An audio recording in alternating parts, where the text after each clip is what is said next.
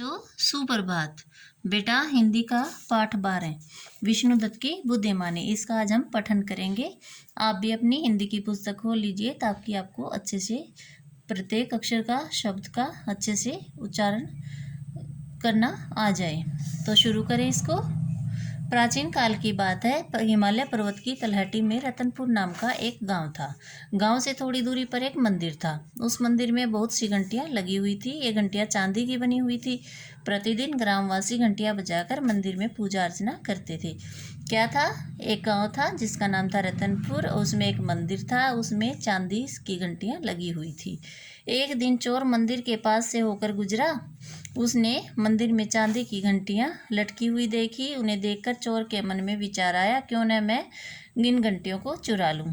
इन्हें बेचकर काफ़ी धन एकत्र किया जा सकता है। यह सोचकर चोर ने मंदिर से चांदी की घंटियां चुरा ली। चोर घंटियां लेकर जंगल से गुजर रहा था। जंगल में उसे एक शेर मिला। उस शेर ने चोर को मार डाला। क्या हुआ फिर? एक दिन चोर वहां से जा रहा था। कहाँ से? मंदिर के पास से। उसने चांदी की घंटियां देखी मंदिर में। उसके मन में चोरी का विचार आया और उसने वो घंटियां चुरा ली। और जब उन घंटियों को लेकर वह चोर जंगल में से जा रहा था तो क्या हुआ? एक शेर मिला उसको और उस शेर ने चोर को मार डाला। कुछ घंटियां बंदरों के हाथ लग गई। वे पेड़ों की ऊंची डाल पर बैठकर घंटियां बजाने लगे। एक दिन एक शिकारी उस जंगल में शिकार खेलने आया। उसने उन घंटियों की आवाज़ सुनी। शिकारी ने वहां चोर की लाश पड़ी हुई भी देखी।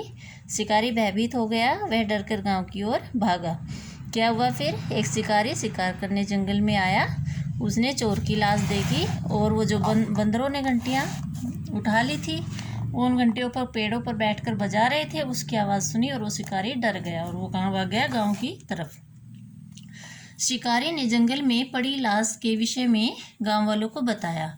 गांव वालों ने जंगल में जाकर लाश उठाई और उसका अंतिम संस्कार किया। घंटों की आवाज़ें फिर भी जंगल से आती रही। गांव वालों ने सोचा कि कोई राक्षस मंदिर की घंटियां उतार ले गया है।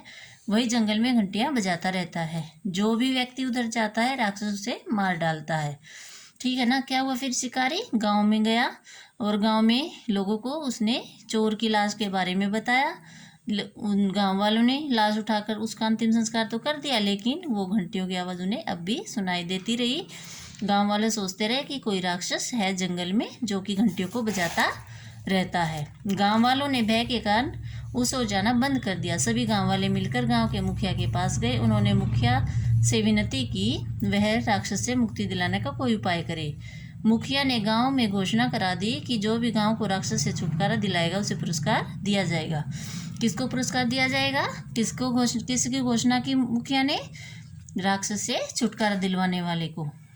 उसी गांव में विष्णुदत्त नाम का एक बुद्धिमान युवक रहता था। उसने यह कार्य करने का दृढ़ निश्चय किया। विष्णुदत्त ने जंगल में घंटी बजने के स्थान की जानकारी शिकारी से प्राप्त की।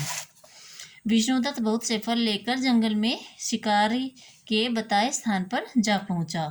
उसने छिपकर वहां का निरीक्षण किया। विष्णुदत्त ने जान लिया कि घंटियों की आवाजें पेड़ों की डाल पर से आ रही हैं। पेड़ों की डालों पर बैठे बंदर मजे से लगातार घंटियां बजा रहे थे।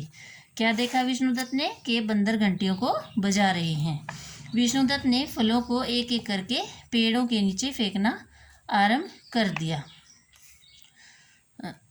बंदरों ने भी उसकी नकल करते हुए एक एक घंटी नीचे फेंकनी शुरू कर दी और फल उठाने के लिए नीचे दौड़े। विष्णुदत्त ने शीघ्रता से सभी घंटियां एकत्र कर ली। क्या हुआ? आपको पता है बंदर नकलची होते हैं। विष्णु को पता चल गया कि बंदरों के पास घंटियां है ना, तो ये मेरी नकल उतारेंगे। उसने बंदरों को लुभाने के लिए फल फेंके पेड़ों के नीचे और बंदरों ने क्या किया? अपनी घंटियां फेंक दी नीचे और विष्णुदत्त ने उन घंटियों को उठा लिया। उन घंटियों को मंदिर में जाकर यथास्थान टांग दिया। उसने क्या किया फिर? उन घंटियों को जहाँ वो लगी हुई थी ना पहले मंदिर में, वहीं पर उनको टांग दिया। फिर उसने उन घंटियों को बजाया। मंदिर से घंटियों की आवाज़ सुनकर गांव वाले प्रसन्न हुए। सभी गांव वाले मुखिया के साथ मंदिर में जा पहुँचे। मुखिया ने विष्णुदत्त की साहसपूर्ण कहानी सुनी तो वह बड़ा प्रसन्न हुआ। उसने विष्णुदत्त के इस बुद्धि बल की प्रशंसा की और उसे बहुत बड़ा पुरस्कार दिया। क्या हुआ? उसने वो घंटियां ले ली थी बंदरों से, है ना, फल फेंक कर, तो उसने मंदिर में लगा दी और फिर गांव में घंटी बजाई मंदिर में। गांव वाले वहाँ पर आए मुखिया के साथ। उन्होंने देखा और बहुत ही खुश हुए, है ना। और मुखिया ने अपने कहे अनुसार पुरस्कार दिया। किसको दिया? विष्णुदत्त को। बेटा ये था हमारा पाठ 12 विष्णुदत्त की बुद्धिमानी। ऐसे ही हमें भी अपनी बुद्धिमानी से अच्छे से सोच विचार कर प्रत्येक कार्य करना चाहिए। बेटा इस लेसन को, इस पाठ को आप एक बार फिर से पढ़ना। इसको कोई प्रॉब्लम आए हेल्प ले लेना, फिर हम आगे इसकी बुक एक्सरसाइज यानी पुस्तक अभ्यास करेंगे। धन्यवाद। आपका दिन शुभ हो।